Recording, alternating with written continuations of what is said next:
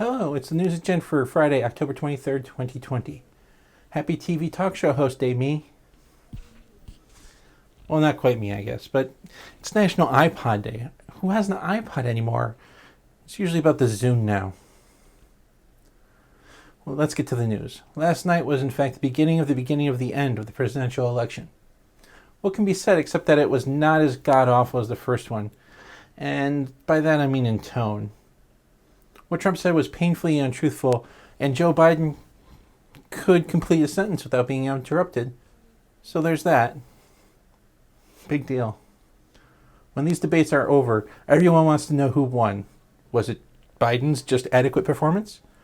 Was it Trump's ability to lie calmly and insult people who follow the law?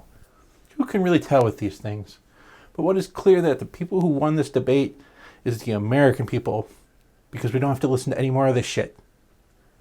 There is one thing that is clear, though. The debate helped Trump to stop hemorrhaging support. In fact, the election forecast at 5:38 now says Biden has an 87% chance of winning, down from 88 before the debate. But some people remain skeptical, including Ted Cruz. When asked about Trump's re-election, Cruz says, "I hope he's toast.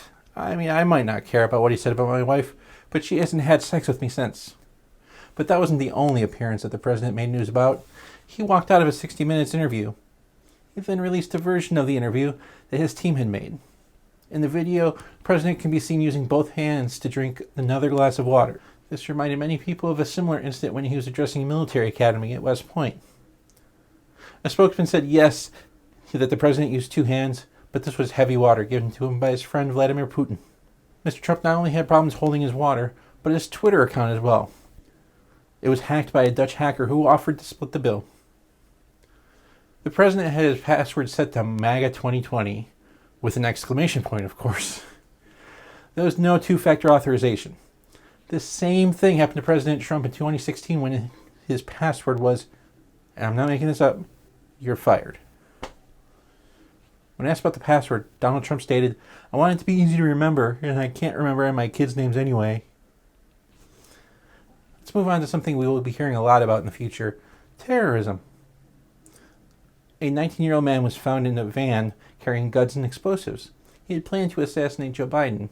In the van, he had 5 guns, some explosives, and $500,000 in cash he got from an inheritance. Authorities say that the money was for a planned operation to graft 3 additional arms on his body so he can use all the guns at once. Also, Senator Mitch McConnell has been seen here with a very bruised hands and a slight discoloration in his face. In a statement, McConnell's office has said these so-called bruises are indicative of the Kentucky senator's support for police and Blue Lives Matter initiatives.